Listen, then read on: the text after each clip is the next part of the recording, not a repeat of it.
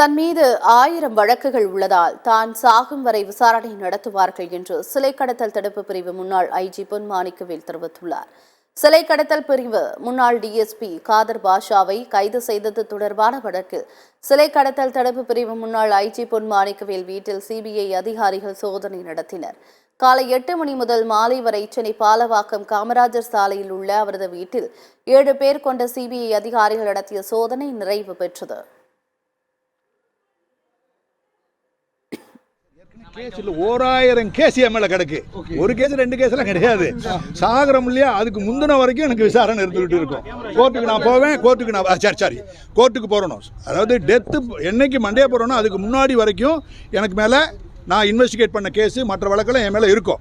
இது எப்பயும் ரெகுலராக எனக்கு வந்துக்கிட்டே இருக்கும். ஏற்கனவே இப்போ என்ன பண்ணியிருக்காங்கன்னா, எனக்கு நானே அவங்களுக்கு அசிஸ்ட் பண்ணி நிறையா என்கிட்ட இருக்கக்கூடிய டாக்குமெண்ட்லாம் எடுத்து கொடுத்து உதவி இருக்கேன்.